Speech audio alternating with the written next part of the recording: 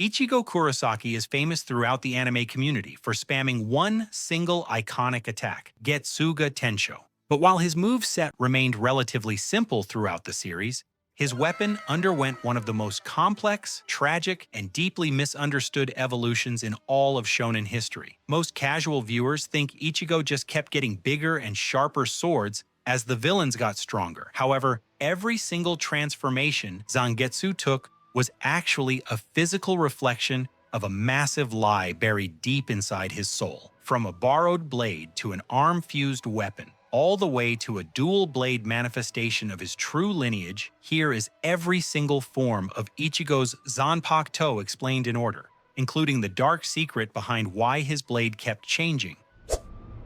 Before Ichigo ever trained to become a true Soul Reaper, his journey started when Rukia Kuchiki attempted to lend him a fraction of her powers to save his family. Instead of taking just a piece, Ichigo's massive spiritual pressure accidentally drained almost all of Rukia's energy, manifesting a gigantic, oversized Zanpakuto with a long red cloth wrapped around the hilt. However, this sword was built entirely on borrowed power.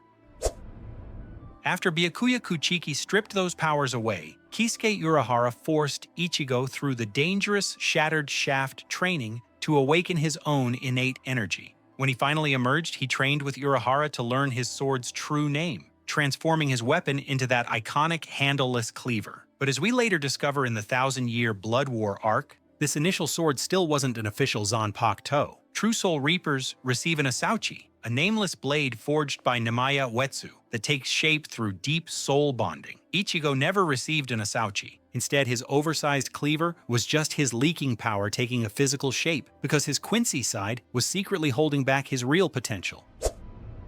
When Ichigo trained with Yoruichi to unlock Bankai in just 3 days, he flipped the entire traditional anime formula on its head. Most Bankai transformations in the Soul Society result in massive, city-destroying constructs, like a giant armored samurai or millions of razor-sharp cherry blossom blades. Tensa Zangetsu did the exact opposite. Ichigo's Bankai compressed all of his immense spiritual energy into a surprisingly small, pitch-black katana featuring a manji-shaped guard and a dangling chain. By condensing his power into a sleek blade, Tensa Zangetsu granted Ichigo godlike speed and reaction time, allowing him to easily blitz Byakuya Kuchiki. However, even this legendary black blade was only a tiny fraction of his true potential. Old Man Zangetsu was actively acting as a faucet, restricting the majority of Ichigo's powers from overflowing. After training inside the Precipice World for 3 months, with the combined form of Zangetsu and White, Ichigo emerged to fight Aizen with a dramatically changed Tensa Zangetsu. In this Dangai form, the black chain of his Bankai wrapped entirely around his right arm, physically fusing the sword directly to his hand. This represented a deeper level of unity between Ichigo and his blade than ever seen before. But his power reached its ultimate peak when he unleashed the final Getsuga Tensho, becoming Mugetsu itself. In this state, Ichigo literally became the technique, transforming into a being of pure pitch-black spiritual energy and wielding a blade of concentrated Reiatsu. Using this absolute power meant completely relinquishing all of his Soul Reaper abilities, dissolving Zangetsu entirely and leaving him completely powerless.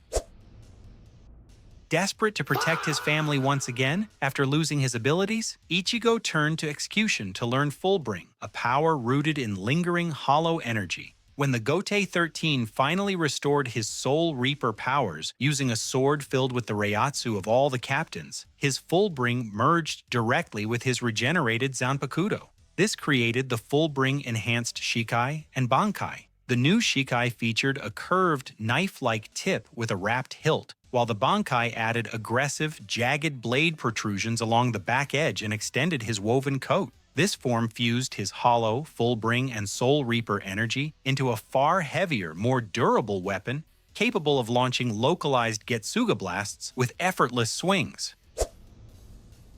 The biggest narrative twist in Bleach arrived when Nimaya Uetsu revealed that the man Ichigo thought was Zangetsu was actually the manifestation of his Quincy bloodline, looking identical to Yhwach from 1,000 years ago. Old Man Zangetsu had been holding back Ichigo's true Shinigami power out of a desire to protect him from conflict. His real Soul Reaper spirit was actually white, his inner hollow. Once Ichigo came to terms with his identity and accepted both spirits as equal parts of his soul, the true Zangetsu was forged in the Soul King Palace. This resulted in a dual blade design, the larger blade representing his inner hollow and Soul Reaper powers, and the smaller blade representing his Quincy heritage.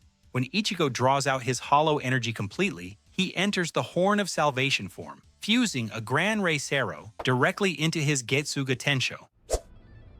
In the final climax against Yhwach, Ichigo merges his two separate blades into a massive, golden-rimmed true Bankai. When Yhwach uses the Almighty to alter the future and break the outer shell of this blade, it reveals something truly legendary underneath. Stripping away the white casing exposes the exact design of Ichigo's original classic Shikai cleaver.